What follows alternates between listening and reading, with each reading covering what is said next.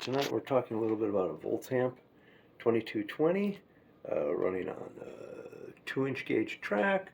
This dates back to about 1913, 1914. This was their largest engine they made. Voltamp in the tinplate world was known for their 6-wheel drivers, which was quite a stretch compared to normal 4-wheel drivers in most tinplate world. So they made a very handsome looking 10-wheeler here. And this has the earlier sprung trucks.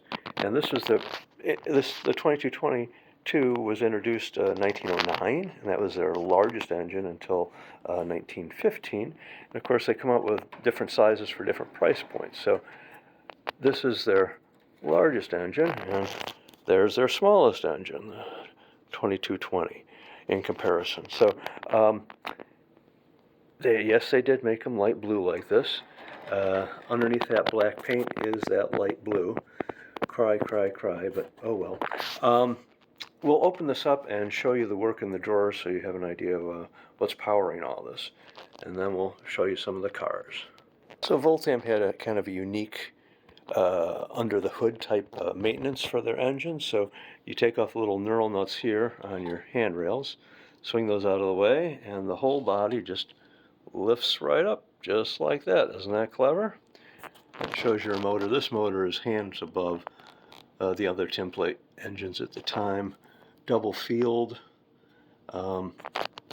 Very nice motor. You have a cast iron frame down here. We're running 2-rail operations, so these are the insulated wheels over here with the pickup contacts. Prior to 1913, you had the reverse in the cab back here, but in 1913 they moved the reverse up here, so it's a manual reverse. You just swing it back and forth for forward and back. There's your coupler up there, cast iron pilot, little pilot wheels. Quite nice, so you can easily open it up. Now the frame is nice cast iron. The bodies tend to be a little flimsy. You have to be kind of careful with them. These contacts up here are for the headlight, so those contacts rub right here and here. So when you close this right down, boom, your headlight comes right on. If you don't want the headlight on, you can just back off this screw, and that turns the headlight off. Pretty clever. So we'll put it back together and then go through the cars. So Voltamp was 2-inch. We're running on the Carlisle and Finch track, which is the ribbon rail with wood ties spacing it out to 2-inch. Voltamp started out with that in 1908, but quickly went to their own track sections like this. It's even marked Voltamp from beautiful Baltimore. This is a rolled, very thin rolled steel or tin, not great quality. And then they put it on this wood base, which is nice. So you had sectional track. The Finch track is kind of a pain because you have these long strips of steel and then you shove it into the wood. And if your surface isn't totally flat, the track starts walking around. The spacing on the ties can be problematic to get your curves.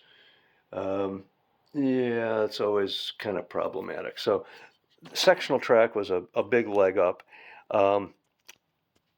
So this was their big improvement, but like all things wood, it warps. So you can see on a flat surface, this still warps. So not great. When you find this as is, you always have to do some work on it, maintenance to get it going. So the couplers here were their automatic couplers. So you have a thin little pin there, and then you have your fingers here. And they have a spring, and you bring it up like that, wrap it around there, go around there, and then you close that. In theory, it works all automatically. In reality, you kind of hope and pray, and you make sure that's closed for when you take off. There's springs inside there, and you want to lubricate those. And again, we have these are the early trucks, which, as you can see, they're all sprung, and they also have cast iron wheels. So this is before 1915 and 1915 before. After that, they would cheapen the line, go to stationary wheels, and go to pot metal or cast, die-cast wheels. Now, Boucher took over some of the Voltamp line starting in the end of 1922, basically just converting them to standard gauge. But you can see their big freight sets here. The 2222 had 5 freight cars, and the biggest 2500 had 6 freight cars. So I go, well, can the engine really pull those cars? Well, I just started adding the cars on, and yes, we have 10 cars here, and the little engine does just fine, thank you. I'm missing a boxcar, so on the hunt for one of those. But these all have the early trucks, early design. The basic construction stayed the same from 1908 to Boucher ending the line about 1930, maybe 31. They did drop the tank car sometime in the 20s, but the other cars pretty much stayed consistent. These are just real basic wood. It's a very simple stamped cars here.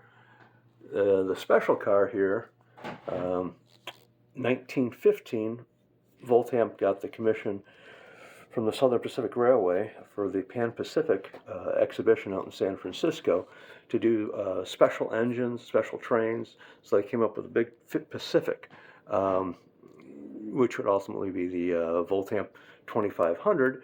And they also commissioned some passenger cars, lettered Southern Pacific, and some freight cars, basically reefer cars and a couple cabooses.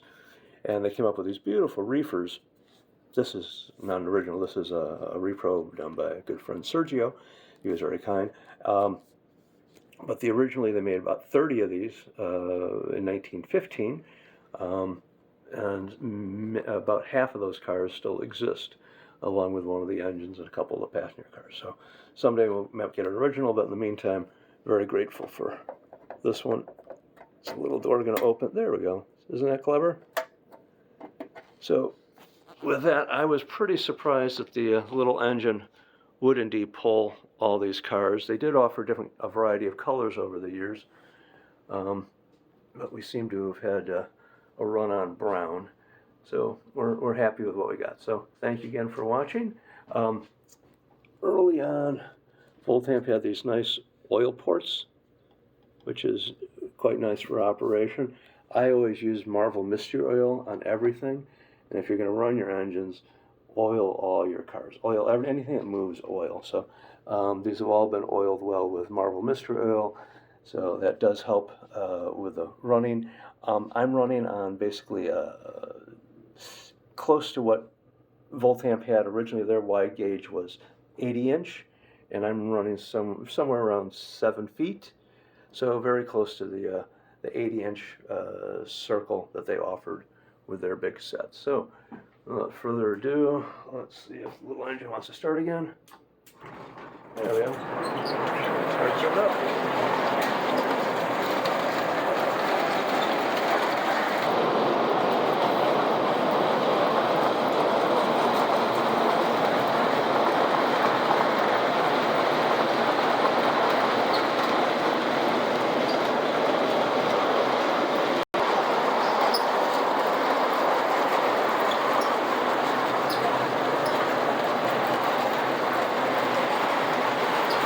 Thanks for watching.